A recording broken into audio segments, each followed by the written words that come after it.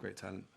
And yeah, so you kind of got private funding, and could you reveal like what the budget was for it, just out of interest? I believe like the funding on that one was around about 250K, like the production budget. Okay, cool.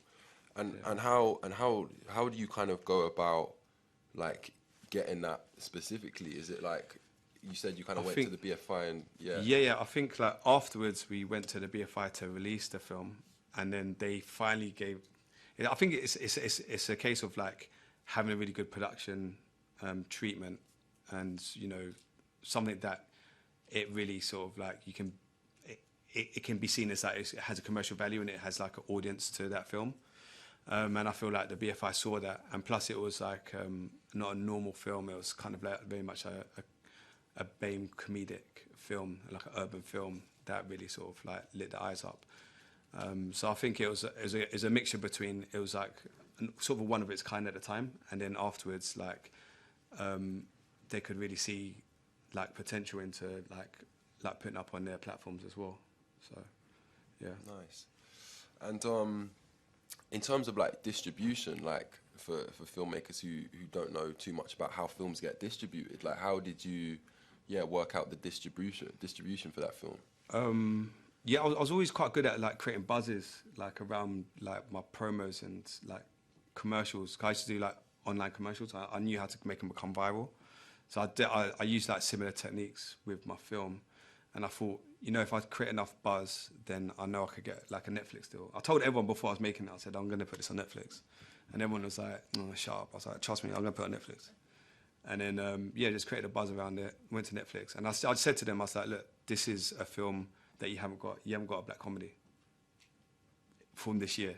Like, what is your black comedy? You haven't got one. So, and they were like, oh, it's true. So, you know, so like, it was an easy sell. And I think like when you're making like films, I think it's like literally like really thinking outside the box, like trying to make something that's not there, and something as well that sort of caters to an audience that you sort of know as well. I think that's very important in sort of like filmmaking and sort of making your own films. Yeah, for sure. And what kind of like challenges came up in your kind of whole journey, but maybe more specifically with The Weeknd? Yeah, I think that was like very challenging. I think because it was like not the actual production. I think the production wasn't too bad.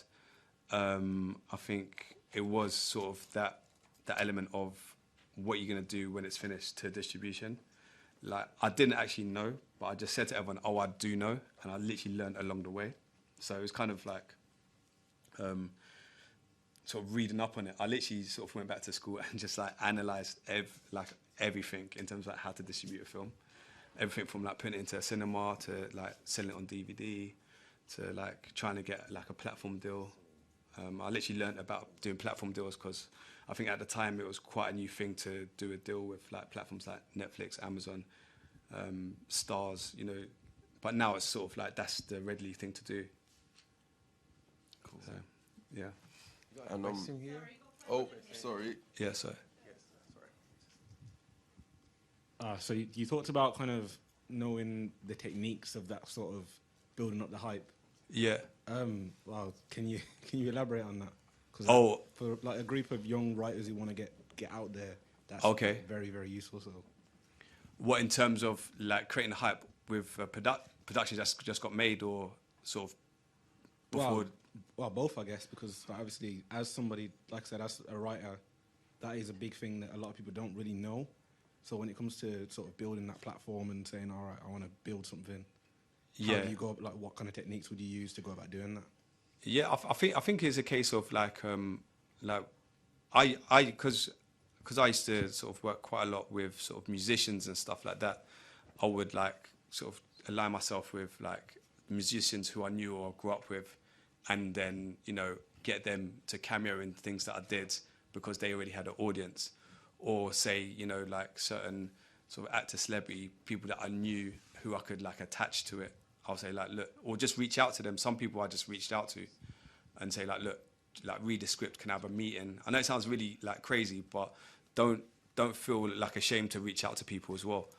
Like the worst thing that could happen to you is say no. Like some people that I reached out to, they actually answered my phone and met me for a coffee. I remember I went to LA and I literally reached out to 50 Cent and I thought, oh, he's not going to turn up. And he met me for a coffee.